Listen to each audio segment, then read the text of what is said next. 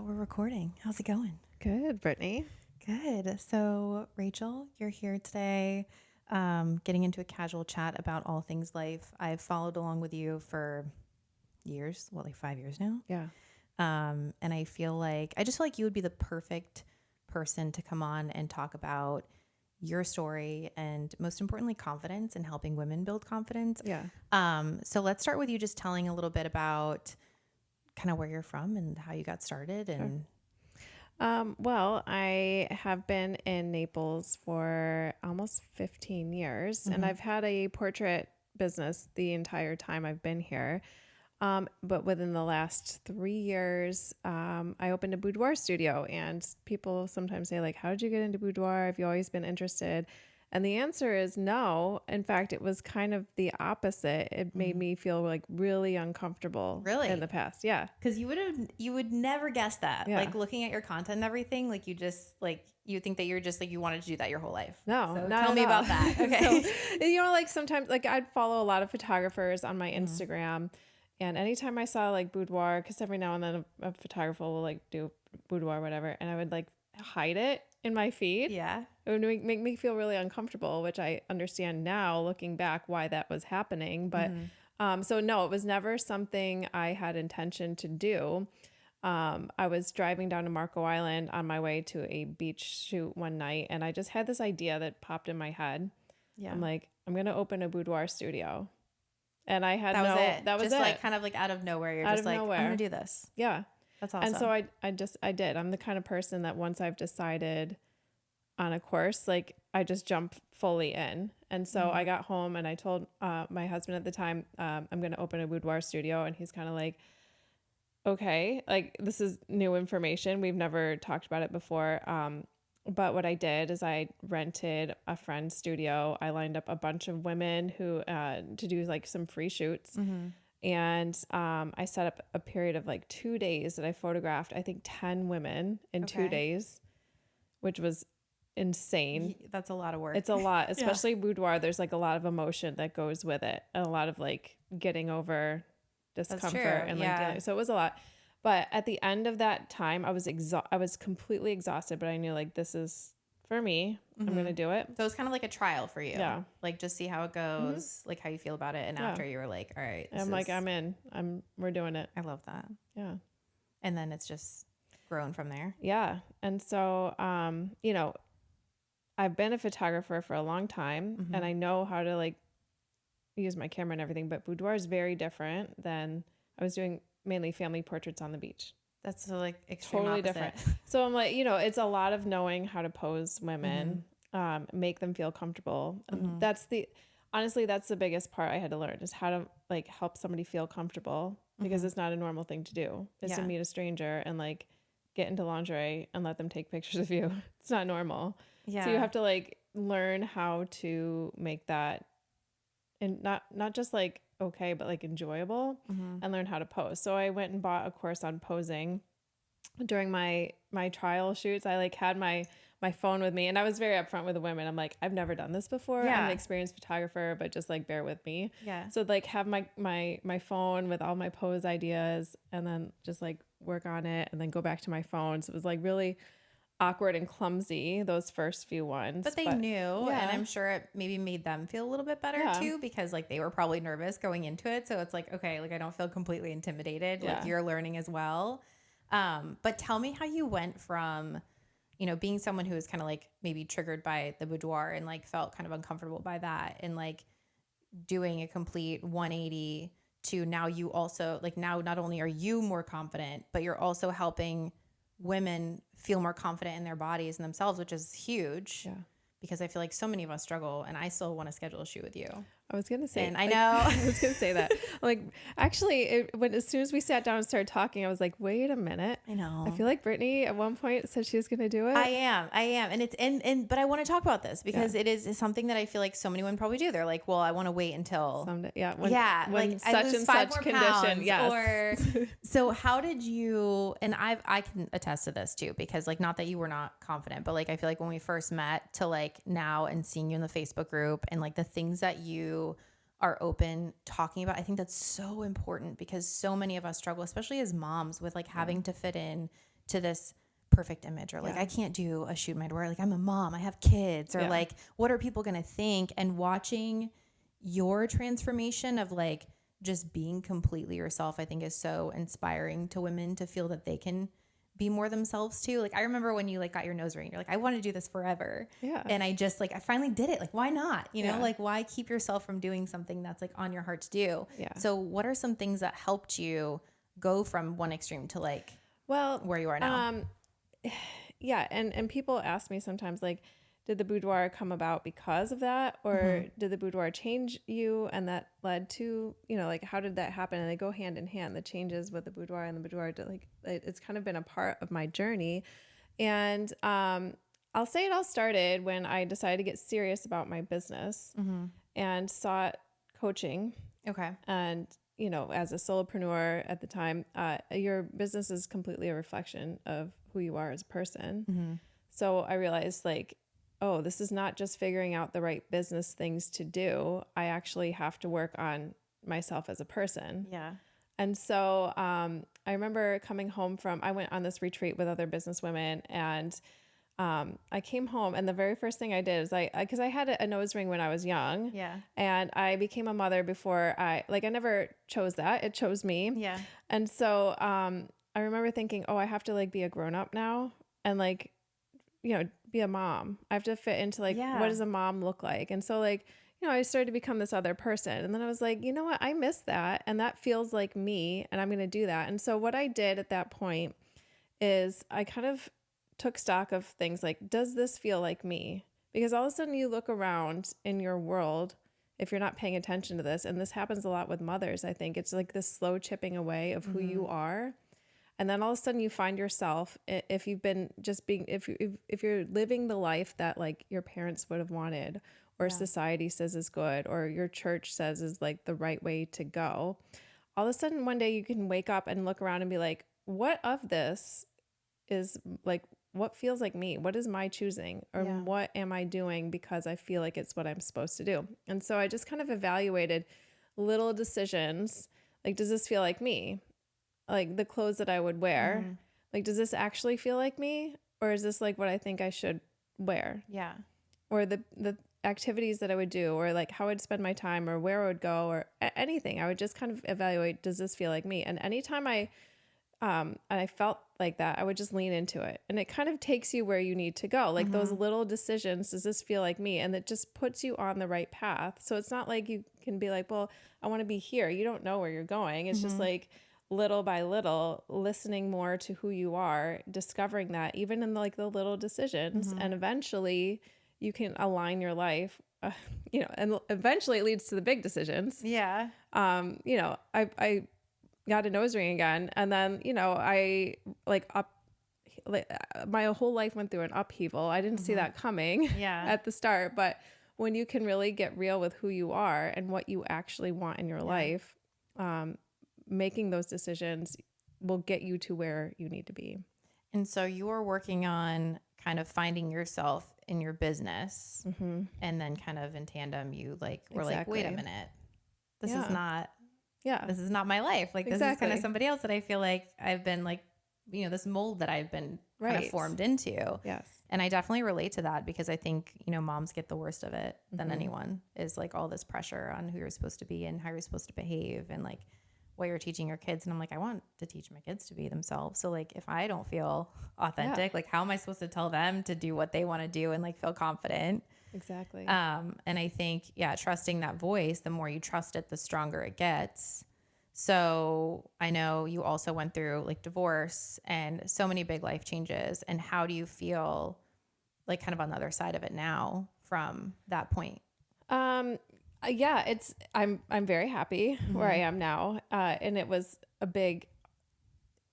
easy. Yeah. Because I lost a lot along the way, but it was the stuff that had to fall away in order to make space for the new things that were coming into my life. And, you know, the old me was falling away. And a lot of it, I would say kind of this picture of how I grew up in a very religious household. And so that formed a lot of my beliefs of who I should be as a woman and as a mother. And just being able to get real about what do I actually believe in this? And then having the freedom to make decisions based off of what I actually believe versus like what my church tells me to do or what I believe I'm obligated to do. Yeah. The way I grew up, like suffering was good. Martyrdom. Yeah. It's like, good. The more like, you sacrifice as a mom, the better mom you are. Like the more you lose yourself, right? For your kids. It's like, as long as you're bringing glory to God, or, you know, it doesn't matter what you want, it's for the greater good of everything. And so there's this idea that it's a good thing to lose yourself. In fact, there's a big push in the church, at least in my experience, that you don't want to be yourself. You want to lose yourself in order to reflect more of like God or True. And so it's a very dangerous thing to do, because then you completely lose yourself. And if you do things that feel aligned with you or make you happy, it's like, oh, you shouldn't seek happiness. You should seek, you know, doing things for the church. And so there's this I had to get very real about what do I actually believe here. And I did fight to stay in my marriage. I didn't just all of a sudden be like, I don't feel like being married anymore. It was something that I tried to, because I kept growing and changing as a person. In a marriage, your partner needs to come, like you need to grow together. Yeah. And that just was like an impossibility. And I was trying really hard. I was trying to change him into who I wanted him to be, and be like, come with me. This is like a new exciting part of our lives. And I'm becoming this other person. I'm finding out who I am. Yeah. And that was just not something that he wanted to do. And so I got to the point where I'm like, it's unfair for me to try to create him into the person I want him to be. I need to look at him as the person who he is. He has the freedom to be whoever he wants to be and do what he wants to do. And then I get to say, does this work for me or not? And eventually I realized, like, this is not working for me. This is not the kind of partnership that I desire in my life. And being able to be okay letting go of that, knowing that there is something better for me in the future. Yeah. And that must have been really hard. So hard, because like it's a temptation to stay with what you know because it feels comfortable. Yeah. And the unknown is very scary. Yeah. And I remember the very first day that I ever had like the idea of getting a divorce in my head, and it was just so horrifying to me and off-putting. Like I just like shoved it down. Like I can never think that again. So it was a very over the course of years, this happened. And eventually I got to the point where I felt good enough and trusting who I am and what I want, and knowing like that when you listen to that voice, it leads you in the right direction, even if it feels scary. And I might lose things. And I lost a lot. Because, you know, my life was church was a big part of my life. I lost kind of all of that, like a lot of friendships I lost. And it was scary at the time because like your whole world is crumbling, but knowing like this is the right thing for me to do. I knew, I trusted myself. And then when that falls away, it gives room for new people and new experiences and new things in my life. And so that's where I am now. So it's like, it's opening up in the way it's meant to be, but there's like this really scary, tumultuous time. And it's like, even if you know that, okay, these things, I'm going to lose them because they're not authentic to who I am. Yeah. Like it's still everything you've known. Like it's still your whole life. Yeah. So it's like, I can't imagine, you know, feeling that way. Like, you know that it's right, but it's so uncomfortable. And I feel like you also got a decent amount of hate. I did. Got a lot of hate.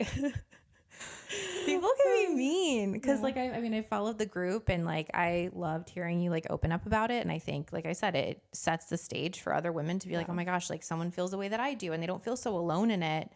But I feel like being on social media, you're kind of like also inviting people that maybe, I think the biggest thing, I'm sure, as you can attest to, is like they're getting triggered because they probably don't want to face what they know might not be authentic to them. That's exactly it. And that's why I can say, like, I look back on like when boudoir, I didn't want to see it. You know, you can only be as comfortable with other people as you are with yourself. So when you don't know yourself, that's why the most judgmental people and hateful people are the ones that are just so lost within themselves. The more you get to know yourself and can accept who you are and be okay with that, the more accepting of others you can be. And so I get that. I remember being that person. And in fact, there's this one woman that was in my church who I feel like she kind of went through a similar journey that I did, but like maybe 10 years before me. And I remember feeling so horrified, like, how could that happen? How could that happen? And then I look back and I'm like, oh, now I get it now on this side of it. But there's such fear there that if you don't understand it, or you're not willing to face like your authentic self, then that makes you feel very uncomfortable and triggered, and you don't want to deal with that. So the easiest thing to do is to, give hate to the people that are doing it. Well, it's so much easier to put it on somebody else than have to deal with it yourself. What you're actually feeling. I know. I remember. I mean, I grew up in like a religious. I mean, ironically religious, because my mother was terrible, and then would take us to church. She was like the worst person ever. But then we had to go to church. I'm like, this doesn't make. Like, even as a kid, I'm like, this doesn't really make sense. But like, okay, and just the judgment and shame from that, especially towards women. Yeah. So like, I feel like, I mean, how do you feel like differences between like men and women wise? Like they kind of, I mean, do they ever really struggle with the confidence the way that we do? Do you think it's like... Somebody asked me this once. I think I might've been on a date, and he was saying, well, what about men and their confidence? And like, and I don't think it's the same. No. I don't think it's the same, because so much of a woman's worth is based on the appearance. So like as a woman ages, we have this, I mean, it's a kind of a burden. You can accept that burden or not, like whether you want to keep up with maintaining like more youthful appearance. But an older looking woman is not considered attractive. Whereas as a man ages, he can still be considered very attractive, right? So there's like this. I mean, look at Leo DiCaprio. Right. Yeah. And so the dad bod, like he's really not. So I totally accept that men might not feel comfortable or confident in their bodies sometimes, but it's like a totally different world, totally different. And I mean, I can empathize with how you feel, how a man might feel with that, but they don't face the same sort of constant criticism and scrutiny from we do as women. Yes. Yeah. In fact, I think I was reading that book by Tinks. Do you know Tinks? I never knew it. She's like a TikTok. I'm going to sound so old right now. I never knew who she was until like my friend was telling me about her. She's like this TikTok star. Okay. She has this book. I don't even remember what it's called, but she just came out with this book, and she's like, it's no wonder that we grew up with like body issues. Like we had Bridget Jones telling us that 132 pounds was overweight, you know? True, yeah. Like that kind of body issue, like constant from the very beginning. And then you have a baby, right? And then you have to go through this whole new, like, oh, this is a different experience. And then suddenly, not only that, but now it's like, I feel like once you enter motherhood, you're always scrutinized for your body, but then your body now suddenly belongs to everybody else. Yeah. And they feel like they can come ask you. I had a man ask me like, oh, are you still breastfeeding? Oh my God. Like, do I ask you about your balls? Like, how are your balls doing? Like, why is that okay? Yeah. Like, it's just so normalized. Yeah. And it's like, once you're carrying a child, it's like people feel like they now have even more of a say on your body and the decisions that you're making and how you're nourishing that child or what you're doing or not doing. And I feel like until then, it's like everything we're told is because of male behavior. Like, don't wear that. Yeah. Because we'd rather control the behavior of the women than have to control the behavior of the men. Because if you wear that, then a guy's going to not be able to control himself and like he's going to look at you a certain way. It's like they don't have that. Yeah. They're allowed to be, boys will be boys. Right. Right. And then we have to kind of tiptoe around how they naturally are and completely change ourselves. Yeah, exactly. It's just so fucked up. It really is. Yeah. And like, especially after having babies, and then as you age and your value is essentially decreasing, that's kind of the reality of society, is that as a woman ages, her value, her beauty, kind of, maybe things are changing a little bit, but in general, that's still very much the narrative. Yeah. That's why, I'm going to get my roots touched up later today, because I've got a lot of gray, right? And I can choose to do this because it makes me feel good, because I'm not ready to feel like an older person yet. Yeah. But the reality is, if I let my hair go gray, and it would be very gray, I would get a lot of comments about that. Like, why you're too young to let that happen, or, things like that. So there's an unfair, now men have other standards that they're held to that I think women are not as the same. But when it comes to beauty, when it comes to their bodies, I think this is very much a woman's issue. No, for sure. Yeah, I agree. So I want to get into business a little bit. especially because I feel like this is another hindrance of women, right? We can't invest our time. Like men who have children are seen, they're literally the most employable class is men with children. And the least employable is women with children. Yeah. Because men with children are seen as, oh, he's going to work super hard for his family. Like he's a family guy. He's going to make sure, but a woman is like, oh, she's going to have to leave work early and take her kids to the doctors. Yeah.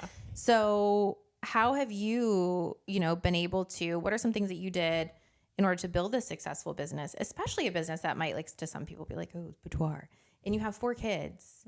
What are some ways that you got through, the way society is towards women and kids and owning a business and being able to also bring it to the level that it's at now? Sure. So I essentially started my portrait business so that I could stay home with my kids. Okay. So I didn't have to put them in daycare. I didn't want to do that. And so that was, when they're little. And so 15 years ago. And so I would put do all the mom things, and then I would put them to bed for their nap, and I would work as hard as I could for that 2-hour stretch, and then mom things, put them to bed, and then work again at night. And I always resented my husband a little bit because I'm like, you get to go away during the day and do your work. It's hard not to. Yeah. Yeah. I don't get that. I have to wait until it's my time where I'm exhausted, and that's when I get to work. But it worked, right? So for many years I did this, and my business wasn't thriving. It was doing just enough to where I felt good about not sending my kids to daycare. So when I looked at the money, if I were sending my kids to daycare right now, I'd have to pay this much money. And so it makes more sense for me to stay home. So I thought, as long as I'm making that balance with my work, that's all I really cared about, is just that. And then it got to the point, this is probably, I think 2019, 2020, I started having these urges. I was in my late 30s. I think this is when the magic starts to happen. Yeah. Okay. You're like, oh, who am I? What is this whole thing that I'm doing? I'm like, I want to be successful in my business. And I found out another photographer in town, we were chatting, and she was telling me about her sales, and I was like, I had no idea that was even possible. And then I had this new drive to be successful and see what I could create. And so it got to the point, that was when my 4th baby was little. She was maybe 2. And so I was really putting more effort into my business. And, I'm turning on the TV, trying to get her to watch Coco Melon while I'm working. Yay. Shout out to Coco Melon. Yeah, I hear you on that one. Exactly. And so I was like, she's miserable. I'm miserable because she's not just sitting there. So I got to the point where I'm like, I am going to put my child in daycare so that I can focus on my work. And this took several months of working out with my coach, actually, at the time, because I felt so guilty about it. Another thing that men don't have to feel. Yes, exactly. With kids being in daycare or school. Yeah. The guilt, because I started the whole business so that I wouldn't put my kids in daycare.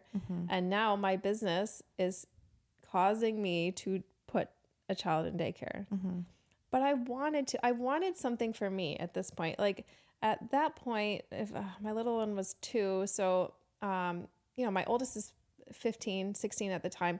I've been a stay-at-home mom, with a side business. But that's a long time. 15 years. And I was like, I'm ready to have my career and feel, because I thrive on that. I love when I can create. I love, it's a part of me. And so I had kind of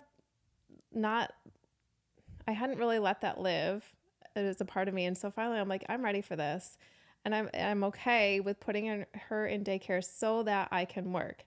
And what happened then is my income skyrocketed, because all of a sudden I put all of my effort into that. And I was still, not all of my effort, but I was still doing the mom thing, but then you were probably so efficient with your time, because when you have to learn, when it's during those little windows and it's nap time, and the fact that you set up the business during having kids, you probably got just so much shit done in such a short amount of time. I remember at the time, I'm like, I can't even imagine, what would it be like if I had the whole day? Yeah. If I had a whole day that I could work, what would that be like?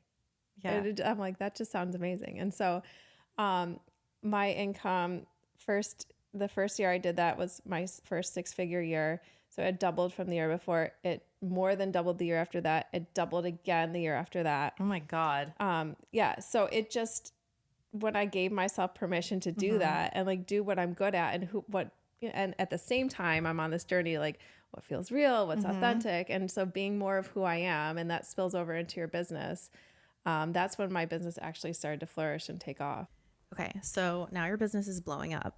And after all that guilt and working through that, how do you feel now or during this time as a mom? Do you feel like now that you are finally doing something that like aligned to you and you were actually focused on yourself for once, like did you feel like you were able to become a better parent too through that? For sure. Because, well, there's different stages of your life. There's different phases, and you can lean into some more at some points and then others in other points. So I feel like I'm showing my kids a different side of myself now. And I didn't even know if they really got it. But then my daughter's in a business class right now in school, and she chose to like write a paper about me and my business. And That's the so thing, sweet. yeah, and the things that she That's said, awesome. I was like, oh, she actually does see what's going on. Because sometimes the kids are oblivious to what their their parents are and they like, won't say it to your face typically. Yeah, exactly. Yeah. So, and I remember the first time she went to my new studio, she's like, I'm so proud of you. I'm like, oh, thank you. It means so much because I want to show them, like, you can, especially my girls. I've got 2 girls. Like, you don't have to, if you want to be a stay-at-home mom, that's wonderful. That's great. You can do that. If you want to have a business, that's great. If you want to go work, you can do that. Like whatever you desire in your life, we're not just bound to be like this one thing because that is the traditional role for you. Yeah. Have you read the book Untamed? Yeah. Well, I'm not finished because every time I get in there, I just can't like stop crying. It's just so like that. But I feel like it's a good one to read like every few years because you're at different stages. But I remember, and I think it was like before I got pregnant with my daughter, and that was like eye opening for me. I'm like, what am I doing? Like, how am I going to show her? Yeah. To like, I did not feel very confident. I feel like I still had a lot of things to work through, like trauma wise. And she has that quote in there that's like, the greatest burden a child can bear is the life of an unfulfilled parent. Absolutely. And it's like, you're not the only one carrying that. Like your kids are carrying that. Yes. And you don't want to give them, like, we're so worried about mom guilt, but what about kid guilt that mom had to sacrifice everything because of them? Do you know, and I feel that with my own mother, she was very much lived her life for us. I always wonder, and I've never actually had this conversation. This would actually be a healthy conversation, I think, to have at some point. Like, were there parts of you that were unfulfilled? Yeah. And if you could do it over again, what would you do? Yeah. Because kids do pick up on this. And the other thing, like the burden, I remember when I was trying to figure out, can I get divorced? I've got 4 children. I felt very locked into my marriage. And I remember one of my friends said to me, her parents had stayed together for the sake of her. She said that burden was a terrible burden to carry. And like the shift in perspective of that, like, oh, I have to stay together for them versus I am placing this burden of my unfulfillment and unhappiness on my child. Yeah. It's so unfair. And then how was that, like navigating that with them? It was hard. Yeah. It was hard. They're still dealing with things like this, but I also know that they get to figure this out for themselves too. Like I do everything to support them, but we all have things that are difficult for us in all areas of our lives, and we learn to work our way through it. The biggest thing I hope that I can show them from this is that you can change your life at any point, even though it might be hard. Like it might be hard, but you're never stuck. And I felt like for a long time that I was stuck. And the amount of messages that I receive from women on a very regular basis, telling me that they feel stuck in their lives, in their marriages. It's so sad. This is a very, very common thing. And it blew my mind once I started talking about like, you're not stuck. People feel like, well, maybe you're not stuck, but I am, And so I hope I can model this for my kids. Like, it might be hard, Mm-hmm. It's not going to be an easy journey. Yeah. But you can change your life. You're never stuck. Yeah, that's true. Yeah. And I will say from experience, I wish that my parents had gotten a divorce way before they did. Mm-hmm. And I feel like things could have turned out a lot better because then it's such a messy divorce. And, I felt that burden as well. And then like the fighting and the tension, the way they handled it, I'm like, I would have rather not, I knew they weren't happy together for a very long time. Right. So then in turn, then you grow up and you're like, you feel you kind of have to conform to those things.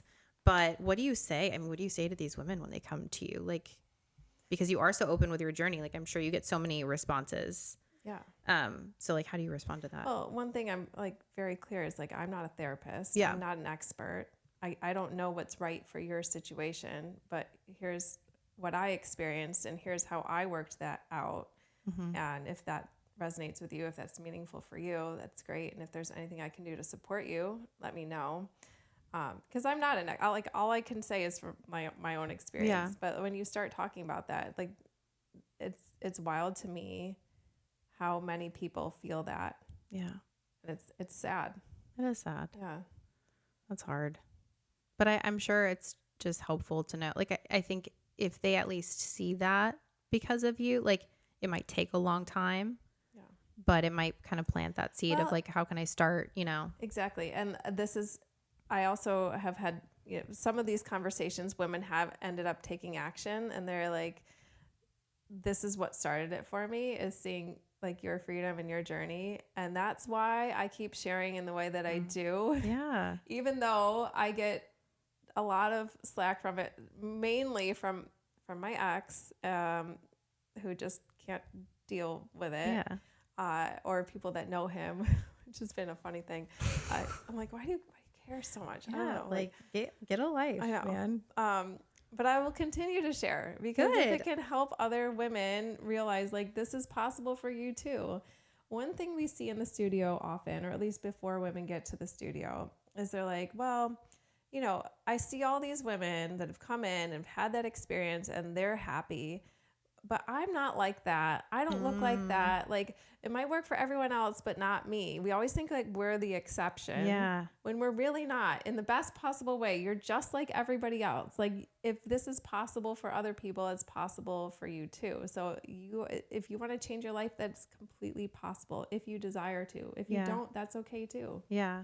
And then you see, like, is there a moment like when they're getting comfortable, like, especially, I mean, you're in like lingerie and someone's taking pictures of you. Like, I'm sure the beginning is kind of different for everybody, but like, do you see those points where like a switch flips and like, So tell me how that goes. Well, we have a very consistent experience in the studio, and that's important to me because I want to make sure like every woman, like we've got it very dialed down. So I'm sure. Yeah. We know how to make this go. Like from trial and error for this many years now, we know like this is the process that leads to the result that we hope that women experience. And it always does. And there are times where there's like usually a moment they'll look at the back of the camera and they'll be like, I can't believe that's me. Yeah. Or they're just like, all of a sudden you can see like after they've given themselves permission to let go a little bit because there's so much like holding back, like, oh, I'm not sexy, or I don't like this part of my body. But then like when we can say like, hey, that's you, like this is the back of the camera, we haven't touched this image, that's exactly what like you produced just now. And then they're like, oh wow, well, damn, I can do this, I'm fine. Right? It's like and I had the same experience from my own the first time I had a boudoir shoot, because I wanted to experience the whole thing from the perspective of a client. And I went through the whole thing myself. Like, even though I was already shooting boudoir at the time, I thought, oh, it'll be fine for me because I know what to experience. I know what to expect. I experienced all these things, and no, it's a totally like as I became a woman at that point rather than the photographer. And I remember putting on my first outfit, and I was standing at this. I was in Orlando, and I was in this woman's home. She was shooting out of her home. I'm in her bathroom, and I'm like, I feel so awkward. Like I'm just like vulnerable. Yeah. I'm a 40-year-old woman. I feel ridiculous. First of all, I'm wearing this lingerie. I feel ridiculous because who am I to put this on? I'm not sexy. I'm like old. And, but I'm like, the only way out is through, literally, because I'm in her bathroom. I can't get out of here until I just do this. So I'm like, I'm just gonna go out there and do that. And so I remember when I saw the images, I always had hated my butt, and so when I saw it, I'm like, oh, it kind of looks good there. And that's the same experience that other women, like when we can show them like the thing that you dislike or you think isn't pretty, let's show you what we can do like right now in the body that you're in, because everyone's like, oh, well, yeah, after I lose this amount of weight or after I've gone to the gym for 6 months and maybe, but no, like what can we do right now in this body? Yeah. And then when you realize how much beauty is in the body that you exist in today, not the one that you used to have or the one that you might have in the future, then you start treating that body differently. It's like a domino effect. Yes. Then, yeah. It absolutely is. And people look at me, they're like, oh, you've had such a glow up. I have. I lost a lot of weight. I feel like I am, dressing more authentically. I feel beautiful and I feel sexy. And just the way that I approach the world is very different. And it's because I've gone through that, and I can feel better in who I am. And I can I can have the confidence when I walk into a room and feel like I feel beautiful and I feel valued, and that I belong, regardless of the external like circumstances. And so that's what we want for women to experience. And that's kind of the process that starts. It's like this thing it's like a slow burn, but that switch is flipped during the session. And then we love to see over the coming months what changes it. I will be doing it. Yes. I'm holding myself to it by announcing it. Yes. I will be there. I've been wanting to do it. It's something that I even have a playlist for like when I do it. I love that. So it is something that is on my list. But I love to think of confidence as a muscle, and like women think of, oh, well, she's just confident. Like you're saying, like they're the exception, and it's like, well, they're not like that, or they're not confident. But it's every time that you do something that feels uncomfortable and scary and you get through it, the next time is a little bit easier. And every time you listen to that voice of like who you truly are, the next time it's a little bit louder, and it's just pushing through those first steps. And I love that you said, like, when I have an idea, I just jump for it, like just go for it, because it's also how you have to be. Right. Because you overthink it. If you overthink it, because I overthink a lot. So I know if I have an idea, or like I decide, okay, I'm going to start this, like I go for it, whether it's going to fail or not. I don't let myself like plan too much, because I know that if I sit in that, there's going to be a reason not to. There's going to be a reason it's uncomfortable. There's going to be a reason to cancel the photo shoot. Oh, well, because this happened and so I couldn't work out. And, I'm sure there's like a million things that could come up. But I love that not only are you building that confidence in, but I'm sure it has such an impact on them. Yeah. Like being able to look at those photos and be like, damn, that's me. Right. And I think of my very best friend, who I actually met in a photo shoot a couple years ago. It was her first time in front of the camera. It felt so uncomfortable, and she did it anyway. And now she's to the point where like we do photo shoots all the time. If I need a model, I'm like, hey, you want to do this? It's usually me or somebody I know, because it's the easiest way to get things done. But I'm always like, I don't want to be like the one that's always on my page. Like I want to show like different bodies, even though it's the easiest for me just to do it, because I don't care at this point. I'll put on lingerie, I'll get in front of a camera. I love that. I'll strip down. It doesn't faze me at all. It used to be a big thing, and that's another thing, like with the confidence. And some people are like, it's easy for you because you're confident. Well, didn't used to be. The very first time I put lingerie on, getting ready for a photo shoot, I just wanted to crawl out the window and die, because I felt like people are going to laugh at me. I look ridiculous. I'm not going to look sexy. But now I know what to do with my body. I know how to like make it look good, because it's something that I keep doing. And it's like, everyone's capable of confidence. It's just a matter of doing. And the confidence comes in the doing. Yes, exactly. And not thinking about it and finding all the reasons and psyching yourself out. No, I saw the photo because you went on that trip recently of like the boat with your legs up, I think. Was it on a boat? Oh, yesterday. Yesterday. Yeah. I'm like, that's awesome. I love that. Like you just. Well, my friends know if they're hanging out with me, they're probably. You're going to be a victim to some boudoir going on. Yeah. In fact, one of my friends that came with us for the first time, were like, you get initiated in doing some photos, and we did. And she was a good sport about it. But if you hang out with me, we're gonna do stuff like that. I feel like I would. I feel like I mean, I feel like I trust you to be like, okay, well, here's me. Like, what can you do with this? Like, well, and that's the thing. Like, let me show you the best way to do it. And like my friend, she's like, oh, I just always stand like, with my legs apart. I'm like, oh, well, all you have to do is put all of your weight on one leg, or minimizing elbows. There's like really simple things you could do to make your body look better in camera. And like, I said about my butt, I've got cellulite on my thighs and my butt. Who doesn't? Yeah. But I also know how to stretch it out in the right way to make it look great. Yeah. So it's like the way that you're looking at yourself in the mirror, if you're just standing there in front of your full length mirror and you're like, oh, well, I don't look good and I couldn't do a photo shoot. Yeah. We're not going to we're not going to pose you like that. Yeah. This isn't a mugshot. Right. Okay. We're going to get creative. Exactly. I know how to make everything look good. I can make anybody look good. And so that's the fun thing is like, as you are today, without any other changes, let me show you what we could do in this body today. And that's the best thing, because you don't have to lose 20 pounds.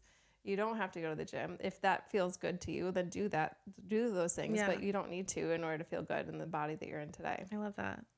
And I also love, can we talk about it for a second? The ridiculous comments that you get from men. They say some they say some crazy. Like I sometimes I love that you share that, because like I didn't get to experience, and like sometimes I'm like, I wonder what it would have been like if I had been able to like be single in like this era, like with the apps and the photos. But some things, like I know that they will say things, but like some of them I'm like taken aback. Like, how do you? I mean, how has that been? And like especially now that like you're you found yourself and like you're confident. Like how is the experience of like dating and interacting with men now versus like back before, especially with like those kinds of things going on? So I was last single like 20 years ago. Yeah. It was a very different world. No Tinder then, obviously. Tinder then. So dating apps were a very new experience for me, and figuring out like how to navigate this. I think the general consensus, I think I could speak for most women who are on dating apps and say it's a dumpster fire, like in general. Yeah. It can be fun because first of all, you're going to get for women, you're getting a lot of comments. Some of them are nice. Some are not so polite. It's like going to a gas station on your phone, I feel like. Yeah. Yeah, exactly. And sometimes the comments, like you're saying, like, I'm like, what's the result you think that?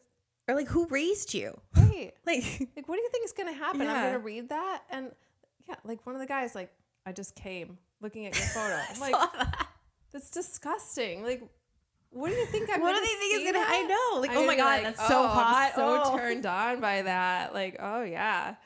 Or like, this one photo I have that I love, it's me like eating an apple fritter. Yeah. And my mouth is open, and they're like, you're going to have to open up wider for me. Hope you can handle it. Like, oh yeah. Do you even respond, or do you just like no? Like, how do you even? I mean, sometimes I want to respond, but the only way you can respond is by matching, and I'm like, it's not worth my time. But there's a part of you definitely want to respond. Yeah. There are nice guys too. Yeah. On these apps. Has some of it been like fun? Yeah. Like, I love dating. I love it. It's like. It's something I never really got to experience as a younger person, because I became pregnant at such a young age and got married right away.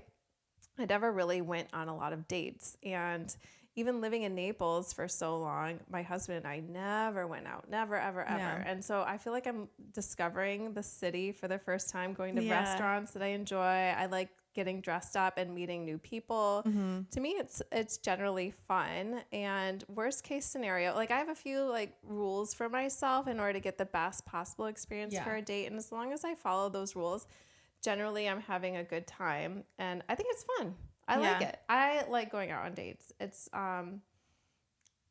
meet new people, hear their story. And I think you made a comment, about like you're meeting a guy, and I love like watching what you post, and like obviously I'm obsessed with you, and I look at and you're like, he's like sending an Uber and he's picking me up. Like, do you feel, because I love that too, like do you feel like that has kind of died with the apps too, like finding someone who will like take care of the date and like send a car? Or... No, it hasn't died with the apps. It's died with what our expectations are as women. Yeah, we accept such, like our bar is so low. And then once you discover like, what do I desire?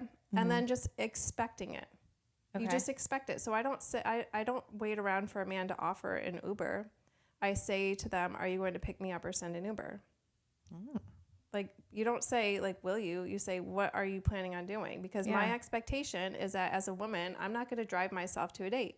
Maybe I want to have a drink, or I don't want to deal with, like that. I don't want to deal with parking. Yeah. Right. So like the expectation is there, and they will rise to that expectation. So it's like, once you have like a certain standard and you just expect it, that's what you get. And you're also, what I like too, is you're also weeding people out right off the bat. That aren't going to make an effort. That are not going to do anything. Like, down the road, you're obviously going to find out if they're that kind of person, but you're kind of by creating the expectation first thing. Yeah. You also know right away if he's like not at all the kind of guy that you want to be with. Right. And, you know, when women hear that, they're like, oh, I'd be too afraid to ask for something like that, or I wouldn't feel comfortable asking for something like that. Because what if they say no or whatever? And first of all, if they did, then would you want to go out with a guy like that? No. Nobody has ever pushed back on that. Ever. Yeah. So like a man will rise to the occasion when you give him the opportunity to, I think. But I also think it's hard for men dating right now. Like, that's true. Okay, I'll give them that. We'll go into that for a second. For men to approach a woman these days and like, they will eat them alive, right? Which I love. I also like it though. Right? They're terrified. Yeah. I think it's really hard. Also, I feel like it's really expensive for men too. Like that's true. That's another expectation. I will not pay for a date. I won't. Yeah. I'm a woman. If you have you been on a date and Never. Like they like waited because you already set? Well, I just don't. You know, like some people will feel guilty or like reach for the wall or even a fake reach or whatever. Yeah. No, I don't do that. I just have the expectation, and men will, like a real man, is gonna have no problem paying for the date that he asks you out on. True. Yeah. And I think we also create our reality with our expectations or like our ideas or fears or worries. If I'm so worried, like, what if I'm on a date and they ask me to split it, or they ask me to like whatever, you're probably going to create that situation for yourself, because our thoughts manifest our reality. But when I have the expectation, I'm going to go on a great date and he's going to take me to a nice restaurant and he's going to pick me up and he's going to be like a gentleman and all of these things. That's my experience. Nobody's ever, maybe I'm going to get hate for this, but I just don't feel like a woman should have to pay for a date. I agree. Like, at least at first, least like the first bit, like once, if you become like a couple, actually that's not even true. I really feel like a man should be able to provide for a woman. I love to stay in my feminine energy. I was going to ask you, I was just going to bring that up. Yeah. 100% want to stay in my feminine energy for dating. So I'll never chase a man. Like, I'm never going to be the one that's texting. I'm never going to be like, I'm not going to go after a man, because I want to be able to stay in my feminine energy. And if I switch into the masculine, and I did this at first when I was dating, because as a mother, we're caretakers. True. And it's easy to try to take care of a man. Yeah. But when you start out like taking care of a man, you're then in the masculine and you're going to attract more men in their feminine. That need taking care of. Right. Yeah. So when I first started dating, that's the kind of men I was dating. And then I was like, the best lesson I ever learned with dating is do less. Like, do less. Don't cook for them. Don't drive to a date. Don't offer to pay. Don't do anything. Do less, because men like to take care of a woman. At least the kind of man that I want to be with, who is fully in his masculine, is going to want to take care of the woman he's dating. And then you also, I mean, especially being a business owner, you have to be in that. Yeah, in the masculine. You need a break too. Like, you can't constantly just be in that energy. It's exhausting. It feels really good after, if you're a business owner and you're making all these decisions, you're having to be like that really, in your masculine energy to run your business. It feels really good as a woman to just like be able to sit back and let someone take care of you or make those decisions. I'm also not making first date decisions. And sometimes you get these guys that are in from out of town. They're like, oh, well, where do you want to go? Because the things better than I do. I'm like, yeah. Let me introduce you to a wonderful website, and it's called Google. Like, I don't know, if you're traveling, some initiative. Right? Yeah, if you're traveling to a new city like by yourself, you don't know the restaurant, you just Google. It's very easy. Yeah, you were able to Google a flight. Exactly. Here. So right. How did you know where to stay? Yeah. Are you staying in a hotel? Like, how did you figure that out? So I'll kind of playfully be like, yeah, why don't you Google it? and tell me what you decide. And I'm sure then they do it. They do. And I love that you also mentioned like manifesting and like your thoughts creating a reality. Because while I love data and like spreadsheets and like I also love like the woo woo a little bit. Oh, I do too. I love that stuff. So what are some things that maybe either you tell yourself or you have learned in terms of creating your reality that have helped you? Because I think this is a great conversation for women who have that narrative of I'm not that girl. Right. Or, but I'm not like that. Or I can't find a man that can do that. Yeah. You know, so what are some things that you might like remind yourself of? Well, you know, one thing that if I notice a problem in my business or if I start seeing a pattern in my clients that I don't like or something that doesn't feel right, I'm like, what am I doing to contribute to this? And a lot of times if we are so focused on a certain fear or outcome, we create that whole reality, right? So one thing that when I first started getting into with my portrait business, and I started selling wall art. It was brand new because I used to be like a shoot and burn, just files and just leave it at that. And I thought, well, what if they change their mind after the sale? What happens then? And I remember just being so afraid of it. And then I had like 4 clients in a row that did that. And I'm absolutely convinced, like I created that. Yeah. My fears and my fixation on this fear produced that because how does that happen? Well, maybe because I have this fear in my head, maybe I'm acting a certain way, or maybe the language that I'm using, or whatever that is. And finally, so like whenever I see like things like that in my business, I always think to myself, how am I or in my life, how am I contributing to this? And if I'm thinking too much of the negative possibility, that's the expectation that I have, and that's what I'm going to get. Yeah. So it's very important for me to always expect what I want to receive, and that generally. It's almost that easy. Like, I hate to say that, like, the way I was running my business before versus now, I'm doing the same type of images. I'm doing so much of the same, like the actual photography, the art is the same, but it's just my mindset that changed and my expectations that changed. And I provided extra value, like gave people opportunity to spend more, and, you know, giving them something more valuable than a digital image or something. But that expectation, that's literally how my business shifted, is because I learned that more was possible for me and then started to expect that. And that's exactly what showed up in my life. So do you have anything, like if you catch yourself like, oh, what if this happens or what if they don't? Because I think especially like an anxious personality, it's so hard not to fixate, and then you don't want to think about it. So you're like thinking about it more. So how, do you create like affirmations for yourself that you, redirect? Like exactly. Anytime I find that, I think the easiest thing, if you find yourself just like focusing, and I'm fortunate that I'm not an anxious personality in general. Like I don't have thoughts that are just like fixated in my head. Every now and then, of course, I have anxiety. I experience anxiety sometimes, but I don't have like anxiety in general. The easiest thing you can do is just like go back to your breathing. If you find like you're just concentrating on the negative thoughts, maybe you can't get to the positive yet, but you can at least get yourself into the present moment, because the anxiety always exists in the future. If you can be in the present, everything is okay in the present moment. It's the idea of like the possible outcomes in the future is what anxiety all is. It's all like creating realities about the future that may or may not be even real or exist. So I think anytime I find myself doing that, if I can't think of the positive of that, I can at least bring myself to the present, like focus on the breathing, like be in this moment, like focus on what's in front of me. There's another question I find that's really helpful is like, I wonder what my next thought will be. And anytime you ask yourself that, like a sense of like, you have no thoughts, the thoughts just kind of go away. And it's an easy way to just center yourself and be in the present moment. And then, you know, practices that can help you be intentional about setting your expectations for the future, like journaling, meditation. These are all like disciplines for getting your mind to be in the right place for the right expectation. Because also, if you're so fixated on this like crazy future that's terrible, like why can't you fixate on a great future that's amazing? Like exactly, if that's probably even more likely. And that's the thing, is there's some people that are like, oh, manifestation's not real or whatever. It is. You're either manifesting for yourself or like for good or for bad. Like for either you're bringing the bad into your life or, and this used to be something I would do all the time. I used to be a very pessimistic person. Okay.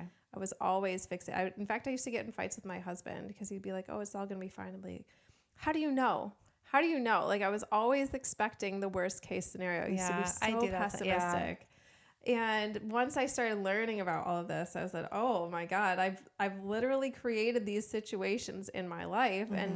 But if I'm that powerful to create that, what else am I powerful of doing? Like what other sort of things can I create? So now I'm very intentional about always expecting, like experiencing the feelings before they actually get here. Like, what is it going to feel like when I do this? And just like sitting there and feeling it in advance. And it's like, that's something that you can bring into your reality right now.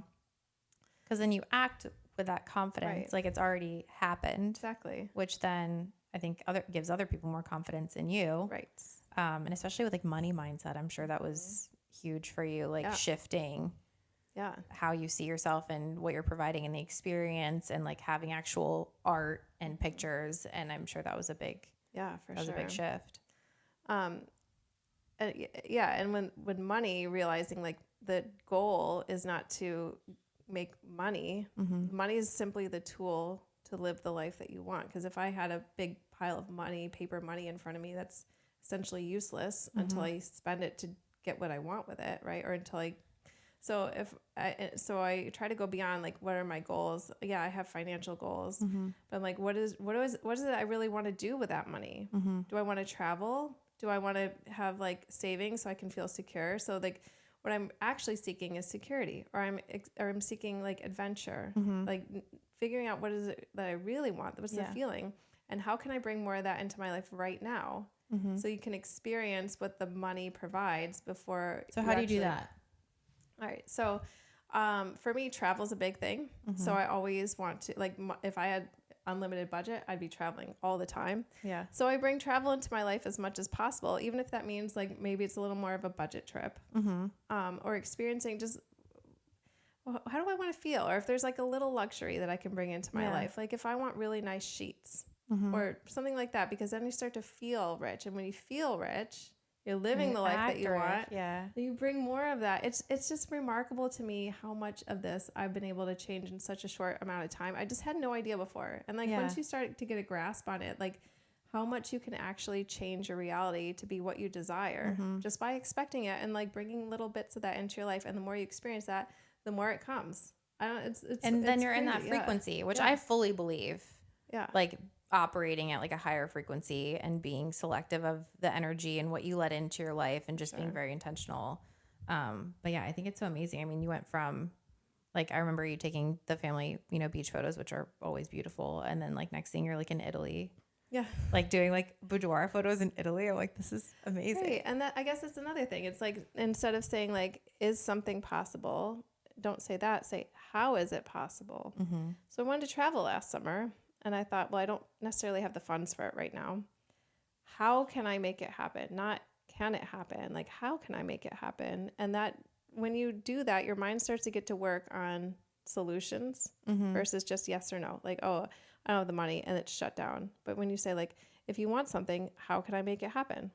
Like if you want a boudoir shoot, how can I make it happen? And people have come to me before. They're like, well, I'm not sure. Like, and if you want to, like, how do you make it happen? What can you do in your life to like bring that, whatever you desire, into your life? So, and then I thought, well, I can bring a client to Italy. I can try to do something like this. And I did. And I remember it's so cool when you actually experience the manifestations of something like that, because you're thinking like, I didn't know if it's going to be able to travel. And now I've been able to travel, and it's all a part of my business, and I can earn money and do what I want. Yeah. So saying how rather than if.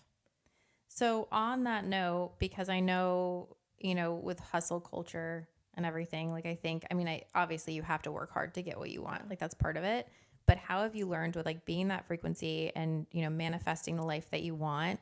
How have you learned to balance that, if this makes sense, with like the hustle part of it? Like, are you able to kind of work less and just be more intentional with what you are doing by like shifting the mindset, or like how, I think it's absolutely both. And there's seasons for really pushing. Yeah. And then there's seasons for not pushing. I think because there's been such a backlash against hustle culture, now it may be almost to the other extreme where we expect just to be able to like sit back. And if I think the happy thoughts and I, write in my journal, then everything's going to come to me.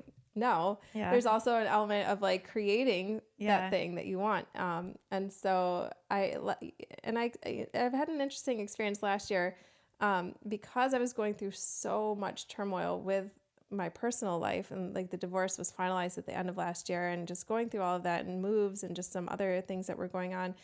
I didn't put as much effort into my business. I pulled back, and I gave myself permission to do that because I'm like, right now I just need to focus on myself and healing. And I didn't make as much because I've always doubled. So last year I definitely didn't double. But it was okay. I pulled back a little bit, and that was okay.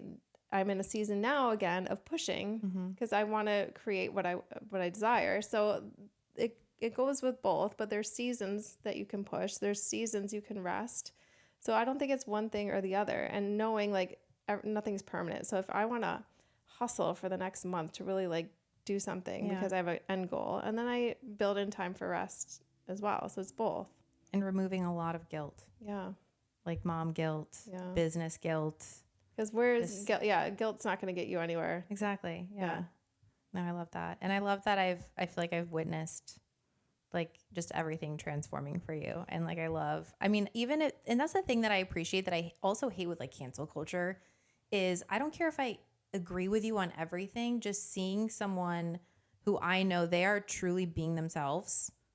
And like, as long as they're not hurting anybody, but they're like living their life. Like, I just admire that so much. Like, it's so inspiring to me to see people like just let everything go and everyone else's bullshit and everyone else's expectations and just do whatever the fuck they want. It's so freeing. Yes. It's like, you've got this one life. Are you going to live it for other people, or are you going to live it for yourself, you know? Yeah. And like you said, as long as you're not hurting anyone, and I'm going to give so much more back to the world if I can be true to myself versus trying to be this person that I'm not, and I'm not actually creating. I'm just like, you know, going along with emotions. But once I'm authentic, I'm actually being able to give to my children, to my friends, to my community in such a greater way than if I'm just kind of doing what other people tell me to do. Yeah, I love that. And thanks so much for being here. I want to end it on a note of, if someone is watching that is like feeling really not confident at all, and they're like, I feel stuck, I feel like I'm not myself, but I don't even know where to start with like changing, like what would you say? All I can say is what I did for myself. I made that first very small change, right? And you think to yourself, I don't know, maybe it's when you get up in the morning, what do you want to put on that feels reflective of you? Or what kind of, do things that are scary or out of the box. That same year, anytime I was asked to do something or an opportunity presented itself that felt scary to me, I was 100% in. I was taking like dance classes. I'm not a dancer at all. I've been wanting to do that, but I'm so scared. Oh my God. It was so fun. But like, I'm not, like, it was weird because I'm not a good dancer, but I was like, that seems scary. I'm going to do it. I'd go to networking things because I'm like, that sounds like torture and hell for an introvert. So I'm going to do that thing. Yeah. So just like doing new things, finding what feels authentic to you. And then when you find something like, oh, that feels like me, do it. And then see where that leads you. I love it. Or book a shoot with us. Okay. Yes. Right? So I'll leave all your information. Yeah. I will be booking, like I said, and I'll commit to posting something about the experience. Okay. We'll see how comfortable I'm feeling. Do you know what's funny is like generally what happens is you feel so damn proud of yourself afterward, and you see it, you just want to show anybody. And that happened to me too. I was actually at a retreat in Orlando when I did this thing. Yeah. And I was with people that I kind of knew from like Zoom calls. I was like, check this out. That's me. Look at my ass. My strangers, look at my ass. Right? I love You're that. so proud of yourself. So we'll see. I mean, some people like to be private, but the fun thing is like when you can see, like, you're just so happy. Like, that's me. That's awesome. Yeah. Well, thanks so much, Rachel. Thanks for being here. Brittany. This is a great conversation. And stay tuned, guys. I'll be sharing all her social media so you guys can follow along. Also, the Facebook group. You've built a huge community on there where people can just be themselves, and you have your live videos, and you talk about all the things. Nothing is held back, guys, in there. So definitely join. And thank you so much. Thanks.